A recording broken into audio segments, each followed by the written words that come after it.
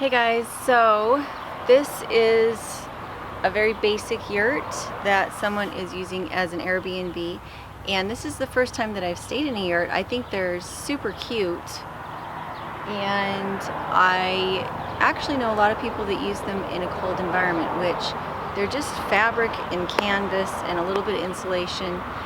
So it's amazing that you could live in a cold climate like ours and to all intents and purposes sleep in or live in a tent.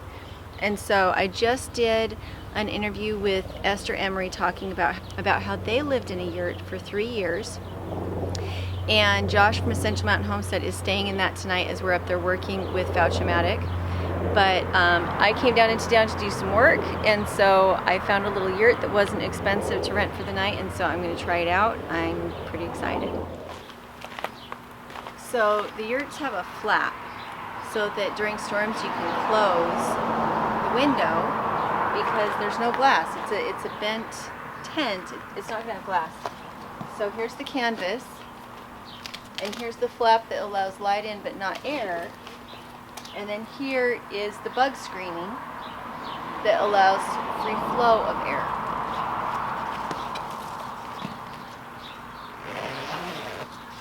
And these are the straps that you would use to attach at the top to hold that flap up. Okay, so I'm going to show you the inside, and it's pretty fun. I like the detail on the door with the pretty window, and on top of that, the color, because they chose like the green canvas, it blends in really well. And when I first got here, I didn't actually see where it was. So as far as privacy goes, I think it's pretty nice. So you can see the detail, the latticing on the walls. It's actually the structural support that holds everything up, but also holds against wind. In the video where Esther is explaining about her yurt, she talks about historically the yurts were made by the Mongols, and what it was is that it was felted wool that was used as the walls because they are nomadic, and wool is very good at just about everything. Wool is an amazing fiber.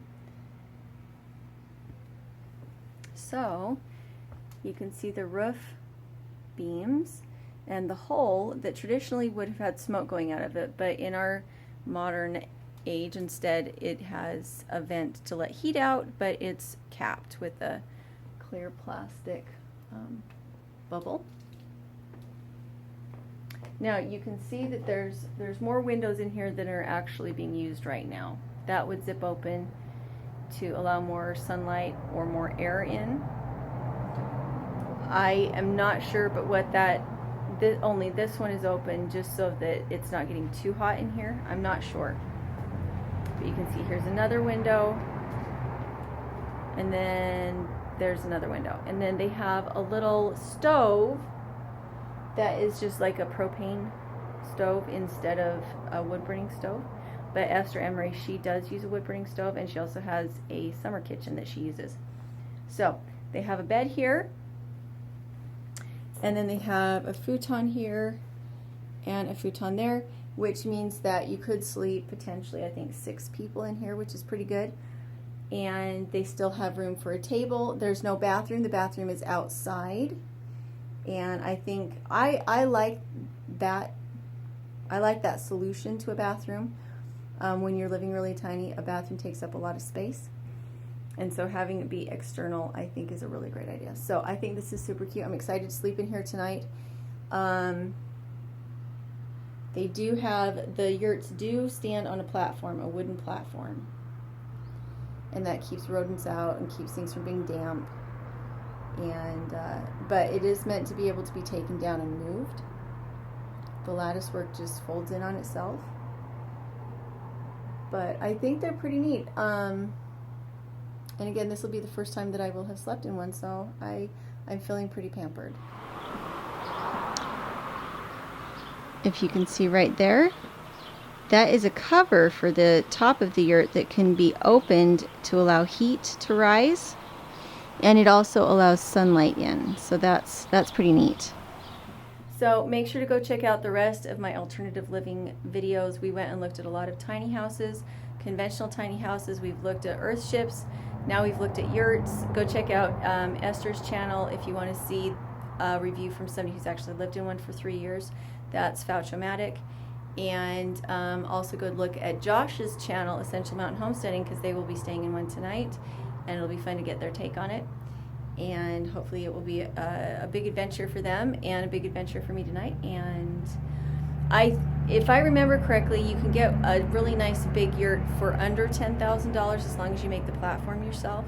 So as far as a temporary living situation for a family that wants to go off grid or wants to minimize and not have a mortgage, this might be a really good stepping stone that later could be turned into something like an Airbnb that brings in income for your family. So I think it's pretty cool, and we'll talk to you later.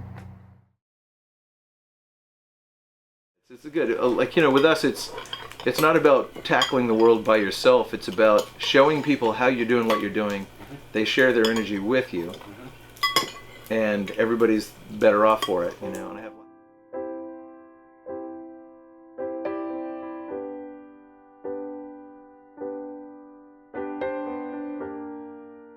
Let's see what happens. Not bad. Not okay. Let's try it again. Hey.